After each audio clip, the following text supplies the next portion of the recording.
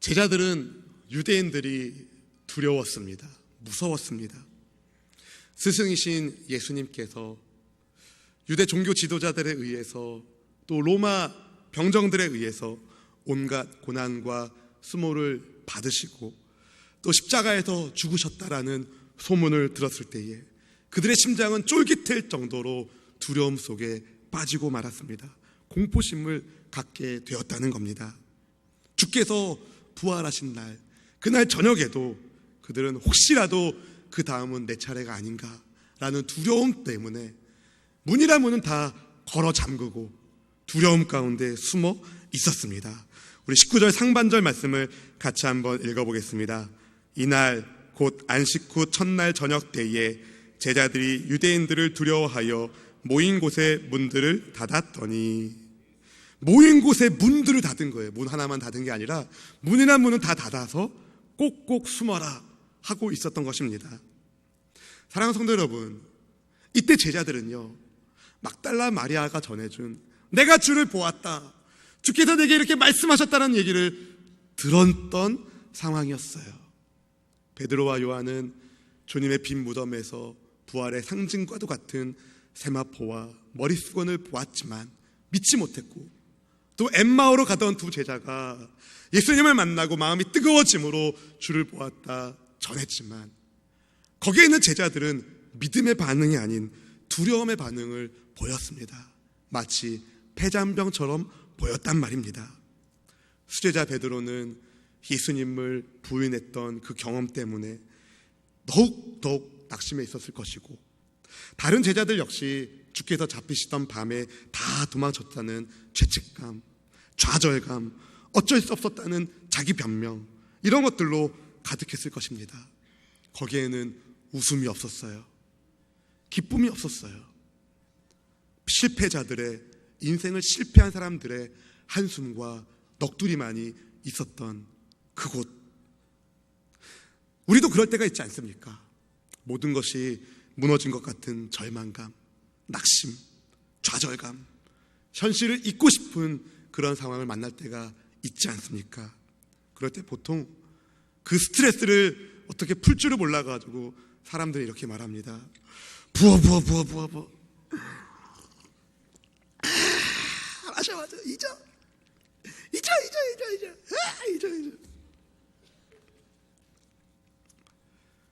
그런데 술이 깨면 더 깊은 절망감에 가슴은 더 무너지고 있고, 또 어떤 분은 그 상황을 잊기 위해서 아주 웃긴 프로만 골라서 봅니다. 개그 프로 같은 거 보면서 깔깔깔깔깔깔 웃은 다음에, 그런데 그 프로가 끝나면 다시 우울한 자기 연민과 좌절감 속에 깊이 빠지는 경우가 있습니다.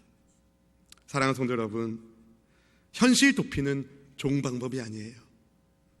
자칫 잘못하다가는 마음이 점점점 무너져서 가룟 유다와 같은 잘못된 선택을 할 위험도 있습니다. 그럼 어떻게 해야 됩니까?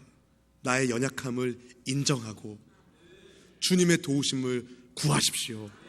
내 이름으로 해결하려고 애쓰지 마시고 부활하신 주님을 바라보십시오. 문 닫힌 공간, 한숨 소리만 있는 그 공간에 부활하신 예수님이 찾아오셨습니다. 그리고 주께서 말씀하셨어요. 우리 19절 하반절 말씀 함께 읽어보겠습니다. 예수께서 오사 가운데 서서 이르시되 너희에게 평강이 있을지어다. 아멘. 모든 것이 무너져 내려버린 두려움과 절망밖에 없었던 그 실패자들의 공동체에 호련히 예수님께서 나타나신 거예요. 그리고 주님이 평강을 선언하십니다. 부활하신 주님을 본 제자들의 첫 번째 반응은 두려움과 놀라는 것이었어요. 무서워하는 것이었어요. 누가복음 24장 37절 말씀은 그 상황을 이렇게 이야기합니다. 같이 읽어볼까요? 그들이 놀라고 무서워하여 그 보는 것을 영으로 생각하는지라. 놀라고 무서워하면서 자기들이 보는 게 영으로 생각했다는 겁니다. 고상하게 말해서 영으로 썼죠. 유령처럼 생각했다는 거예요. 믿기지가 않았다는 겁니다. 그만큼 제자들이 믿음이 완전히 와르르 무너진 상황이었던 것이에요.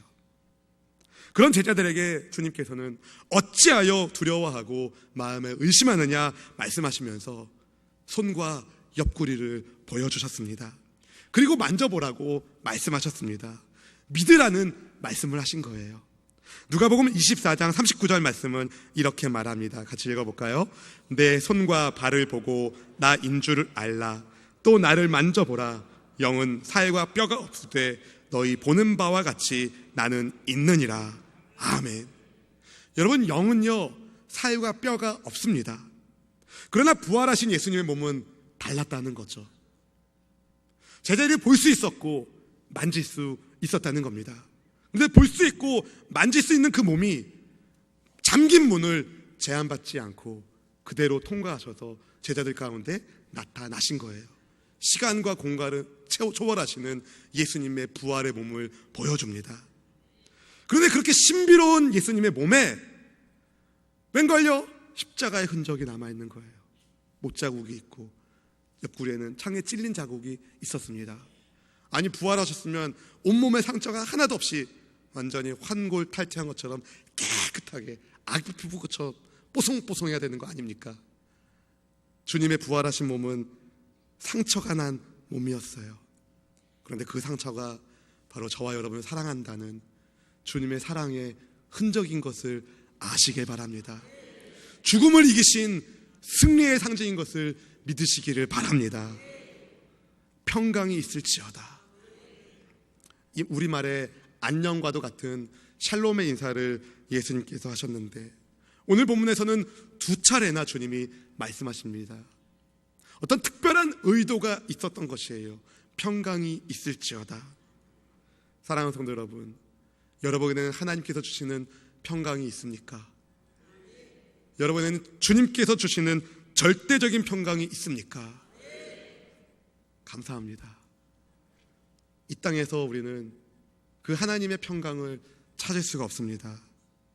이 세상 어디에서 우리는 찾을 수가 없습니다. 하나님께서 주셔야 그 평강을 누릴 수가 있습니다. 원래 사람은 하나님과의 관계 안에서 그런 평강을 누리도록 만들어졌어요. 그렇게 지음받았습니다. 그런데 인간의 범죄함으로 하나님과의 관계가 깨지게 되었고 그 이후로 사람들은 죄의 종노릇하면서 악한 마귀에게 붙잡혀서 염려하고 근심하며 아이고 하는 인생을 살게 된 것입니다. 한마디로 두려워하는 인생, 평강을 잃어버린 그러한 인생을 살고 만 것입니다. 이렇게 불쌍한 인생들을 그런데 성자 하나님께서 너무 사랑하신 나머지 평강의 주께서 친히 찾아오시고 십자가 위에서 우리의 죄의 문제, 죽음의 문제를 해결하셨어요. 저와 여러분에게 잃어버렸던 평강을 주시기 위하여 너에게 평강이 있을지어다.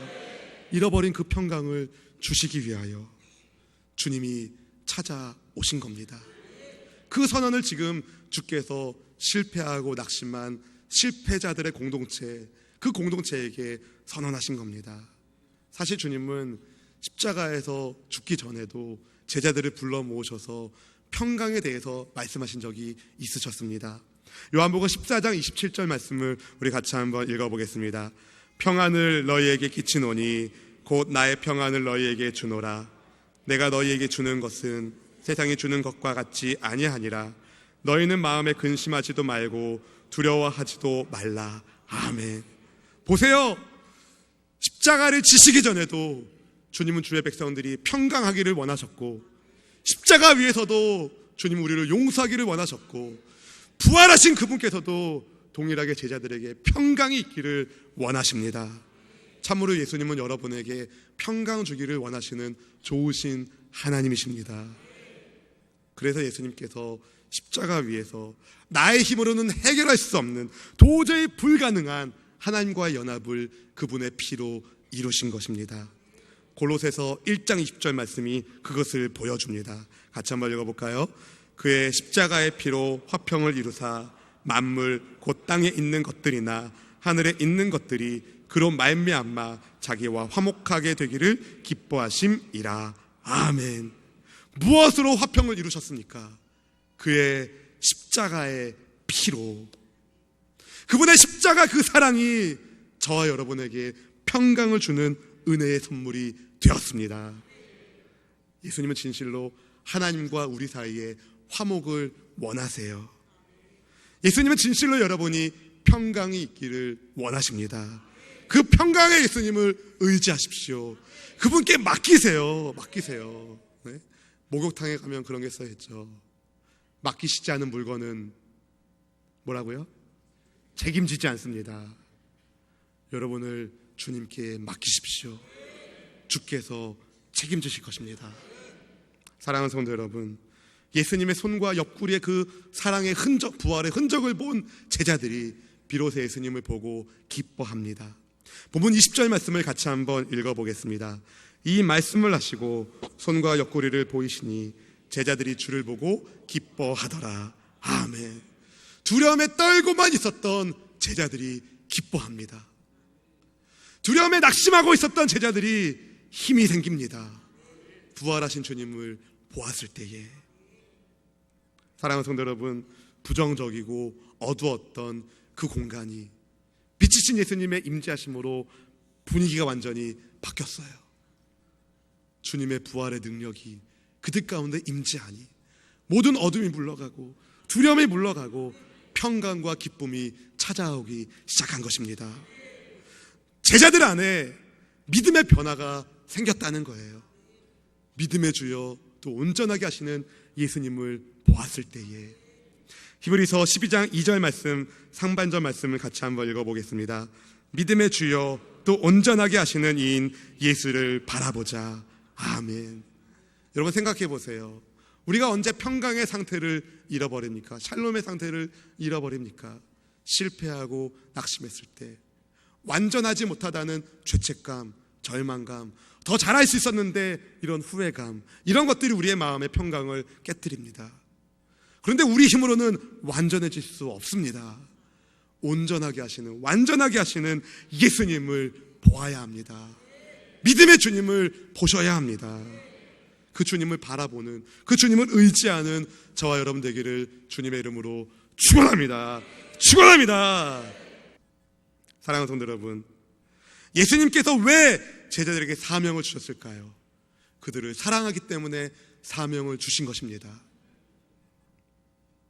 요즘 청년들의 취업난이 심각한데요, 일하지 못하는 청년들이 얼마나 낙심하고 절망하는지 아시죠? 사명이 있는 것이 우리에게 복입니다.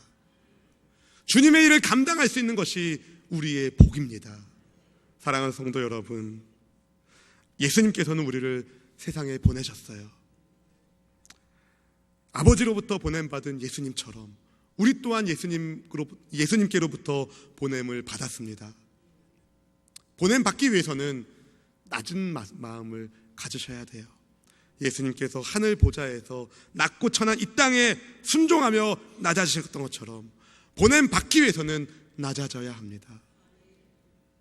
주님께서 가라 말씀하실 때 누가 갑니까? 주님 말씀에 예하는, 낮은 마음으로 순종하는 그가 갑니다. 주께서 가라 하시는데 누가 안 갑니까? 예수님을 주님으로 모시지 않는 사람들, 예수님보다 자기가 높다고 생각하는 사람들이 가지 않습니다.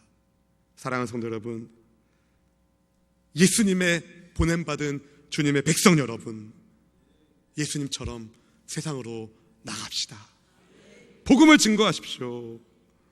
그런데 세상은요, 낮아짐을 미워합니다. 핍박합니다. 핀잔을 줍니다. 왜 그런가? 세상은 높아짐을 위하여 만들어져 있는 것처럼 모습을 띠고 있거든요. 타락한 이 세상이. 교만한 마음에 상처를 입으면 분노하고 짜증을 냅니다. 복수의 칼날을 갑니다. 그게 세상입니다. 이번에 국회 선거를 앞두고 그런 모습들이 정치권에서 보이는 것 같아요. 그들만의 모습이 아닙니다. 우리 안에도 그런 모습이 있습니다. 왠지 낮은 마음으로 섬기면 내가 너무 자존심도 없는 것처럼 그렇게 생각할 수가 있어요. 아닙니다. 낮은 자가 주께서 들어 쓰시는 자가 됩니다. 주께서 높이시면 낮출 자가 없는 거예요. 내가 높아지면 떨어지게 되었습니다. 주님이 높이시는 진리의 백성 수원순복의 성도님들, 저와 여러분 되기를 주님의 이름으로 축원합니다. 축원합니다. 예수님께서는 아버지께서 나를 보낸 것처럼 너희를 보낸다고 말씀하셨어요. 주님이 주시는 평강과 기쁨이 있을 때에 우리는 그렇게 낮은 마음으로 갈 수 있어요. 기꺼운 마음으로 낮은 자리에 갈 수 있어요. 예수님께서 우리를 보내시는 곳은 평강이 깨어진 세상입니다. 그래서 그 세상에서 우리가 사명을 감당할 때에 우리는 환난을 받게 되고 고난을 겪을 때가 많습니다. 그러나 그것이, 이런 환난이 사실은 하늘의 영광을 보장하는 것이기에 우리는 더욱더 기뻐할 수 있어야 합니다. 왜냐하면 하늘의 영광을 보장하는 영적 사인이 내 몸의 고난으로 나타나기 때문인 겁니다. 마태복음 5장 11절 12절 말씀은 이렇게 말합니다. 같이 읽어볼까요? 나로 말미암아 너희를 욕하고 박해하고 거짓으로 너희를 거스려 모든 악한 말을 할 때에는 너희에게 복이 있나니 기뻐하고 즐거워하라. 하늘에서 너희의 상이 큼이라. 아멘. 우리 상이 클 것이에요. 할렐루야, 할렐루야. 그런데 한편으로 그렇게 생각하죠. 난 연약한데, 난 약한데, 난 부족한데. 주님이 그걸 모르실 리가 없어요. 그래서 주께서 다시 제자들에게 말씀하십니다. 22절 말씀을 같이 한번 읽어보겠습니다. 이 말씀을 하시고 그들을 향하여 숨을 내쉬며 이르시되 성령을 받으라. 성령을 받으라. 성령을 받으라. 제자들이 감당할 수 있는 능력을 보내주십니다. 성령님이 함께 하심으로. 도우시는 영, 보혜사 성령님은 저와 여러분을 도우시는 하나님의 영이십니다. 그분이 우리와 함께 하시면 우리는 다시 일어날 수 있어요. 다시 나갈 수 있어요. 본문에서 숨을 내쉬며라는 구절이 아주 인상적이지 않습니까? 저는 이 말씀을 묵상하면서 마치 처음 사람을 지으셨을 때에 주께서 생기를 불어넣으신 장면을 생각하게 됩니다. 창세기 2장 7절 말씀을 같이 한번 읽어보겠습니다. 창세기 2장 7절입니다. 야훼 하나님이 땅의 흙으로 사람을 지으시고 생기를 그 코에 불어넣으시니 사람이 생명이 되니라. 아멘. 흙으로 지어진 생명 없는 그 사람의 형체에게 주께서 생기를 불어넣으시니 생명이 되어 그가 산 사람이 되었습니다. 예수님께서, 성자 하나님이신 예수님께서 주를 믿는 백성들에게 숨을 내쉬며 성령을 보내주심으로 우리는 영적으로 산 자가 되었습니다. 사랑하는 성도 여러분, 절대 소망 없는 그들 가운데 주의 성령이 임하시면 마른 뼈가 산 사람 되어 하나님의 군대가 됩니다. 여러분 삶 가운데 성령 하나님께서 충만하게 역사하시면 여러분 우리는 산 사람이 됩니다. 놀라운 은혜의 능력의 사람이 될 수 있는 거예요. 성령을 충만히 받기를 주님의 이름으로 축원합니다. 축원합니다. 축원합니다. 사랑하는 성도 여러분, 성령 받은 제자들은 완전히 딴 사람 됐어요. 완전히 딴 사람 됐어요. 성령 받기 전에는 그들은 도망자였고 실패자였고 원망과 불평과 저주밖에 없었던 그들이었지만 성령 받은 그들은 완전히 딴 사람 되어 주님께 영광 돌리며 평안과 기쁨을 증거하는 하나님 나라의 놀라운 일꾼이 되었습니다. 예수님의 말씀대로 평안을 증거하고 복음을 증거하는 기쁨을 누리는 믿음의 사역자가 될 수 있었습니다. 언젠가 예수님께서 복음을 전하는 것을 싫어하던 이스라엘의 지도자들이 제자들을 붙잡아 갔어요. 그리고 그들을 경고하며 협박했습니다. 전하지 말아라. 전하지 말아라. 사도행전 4장 18절 말씀 함께 읽어볼까요? 그들을 불러 경고하여 도무지 예수의 이름으로 말하지도 말고 가르치지도 말라 하니. 경고한 거예요. 아주 분위기 삼엄하게 살벌하게 전하지 말아라. 다시는 그 이름을 전하지 말아라. 아마 유대 종교 지도자들은 생각했을 거예요. 예, 알겠어요. 다시는 안 그럴게요. 잘못했어요. 이런 반응을 기대했을 것입니다. 근데 웬걸요? 성령 받은 제자들 완전히 딴 사람 됐어요. 두려움이 아니라 능력의 말이 그들의 입에서 선포되기 시작합니다. 성령께서 그들의 입술을 붙잡고 계셨어요. 사도행전 4장 19절 20절 말씀 같이 한번 읽어보겠습니다. 베드로와 요한이 대답하여 이르되 하나님 앞에서 너희의 말을 듣는 것이 하나님의 말씀을 듣는 것보다 옳은가 판단하라. 우리는 보고 들은 것을 말하지 아니할 수 없다 하니, 겁침없이 주님의 말씀을 증거하겠다고 이야기합니다. 하나님의 말씀이 먼저가 된 거예요. 왜 그런지 아세요? 하나님의 말씀이 그들에게 평강이 되었고 기쁨이 되었고 성령을 충만케 하시는 하나님의 선물인 것을 그들이 알았기 때문입니다. 성령 안에서 성령 충만함 가운데, 기쁨 가운데, 평안 가운데 담대하게 증거하는 거예요. 자기들을 향하여 아주 무서운 눈빛을 보이고 있는 대적자들이 시퍼렇게 눈을 뜨고 있는 그 상황에서도 담대하게 말하게 되었습니다. 사명을 감당하는 하나님의 제자가 된 것입니다. 사랑하는 수원수목의 성도 여러분, 성령 하나님을 환영하시고 인정하시고 여러분 삶 가운데 모셔드리십시오.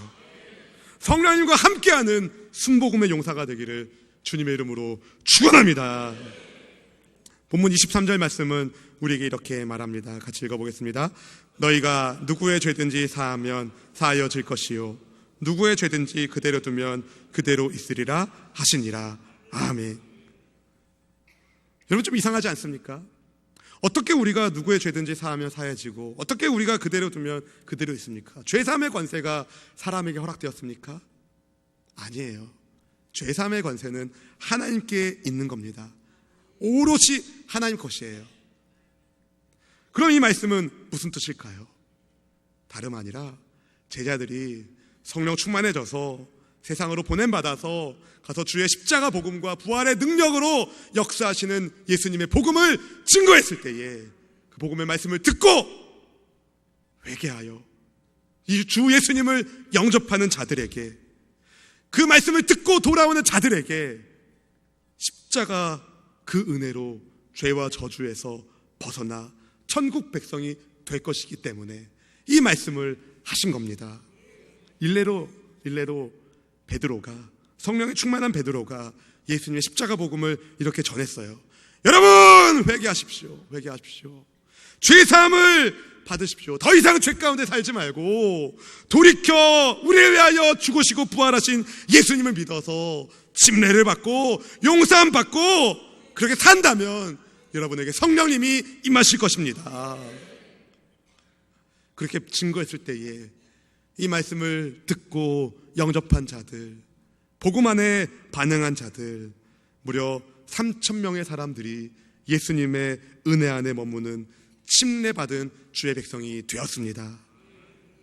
쉽게 얘기해서 지옥 갈 3,000명이 천국 백성 된 거예요. 지옥 갈 3,000명이. 베드로에게 능력이 있어서가 아닙니다. 베드로 가운데 역사하시는 성령님이 도우셨기 때문입니다. 성령님 우리를 도우시면 우리는 그렇게 능력 있는 사명을 감당할 수가 있습니다. 그런데 만약에 베드로가 침묵했다면, 만약에 베드로가 전하지 않고 침묵했다면 지옥 갈 3,000명 어디 갔을까요?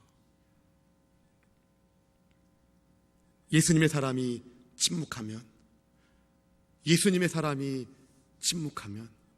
세상은 죄사함의 길을 알 수 없습니다.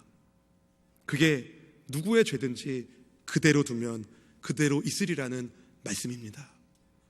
그러나 반대로 주님의 제자들, 예수님의 교회가 증거하면, 주 예수님의 십자가 복음을 전함으로 죄사함의 은혜를 널리 전파하면 복음을 듣는 자들 가운데 역사하시는 주님의 은혜로 죄사함과 구원의 역사가 나타납니다. 이것이 너희가 누구의 죄든지 사하면 사하여질 것이라는 말씀의 의미입니다. 사랑하는 성도 여러분, 복음을 전합시다. 말씀을 증거합시다. 막연하게 그래 전해야지 결심으로 끝내지 마시고 입을 열어 선포하십시오. 여러분 가운데 찾아오시는 평안의 주, 기쁨의 주님과 함께 그 사명을 감당할 수 있도록 성령님을 간절히 사모하면서 증거하시길 주님의 이름으로 축복합니다. 부활하신 예수님을 믿고 의지하는 사람, 평강의 주께서 함께 하시는 사람, 기쁨으로 주님과 함께 동행하는 사람, 성령님이 나와 함께하고 있다는 것을 믿는 사람, 세상이 감당할 수 없는 믿음의 세대가 됩니다. 전 우리 수원순복음교회가 그런 교회 되기를 기도합니다. 믿음의 세대로서 세상으로 보냄받은 예수님의 교회의 사명을 감당하며 예수님의 십자가 사랑을 증거할 수 있는 말씀의 교회, 기도의 교회, 성령 충만한 능력의 교회로 우리가 쓰임받기를 간절히 기도합니다. 세상의 미움과 박해를 두려워하지 마십시오. 여러분 살리신 예수님의 말씀을 다른 사람들에게도 알려주십시오. 그들 또한 듣고 돌아와 주님 앞에 나오게 될 것입니다. 오늘 새생명 축제를 위한 발대식을 합니다. 많은 영혼을 생명의 길로 인도하는, 많은 영혼을 예수님의 평강과 기쁨으로 가득한 성령님의 함께하심 속에서 능력 있게 살게 하는 그 복음의 증인이 되기를 주님의 이름으로 축원합니다. 주께서 물으실 겁니다. 내가 너를 보냈는데 너는 무엇하다 왔느냐? 그때에 주님, 주께서 내게 베풀어 주신 평안과 기쁨을 이기지 못하여 이 평안과 기쁨을 증거하며 성령 안에서 사명을 감당하다가 주의 부름 앞에 나왔습니다. 아멘. 예수시여 나를 받으소서. 그렇게 주님을 만나 뵙는 우리 모두가 되기를 원합니다. 성령님을 의지합시다. 순례길을 걸을 때에 성령님을 의지함으로 함께 나아가기를 주님의 이름으로 축원합니다.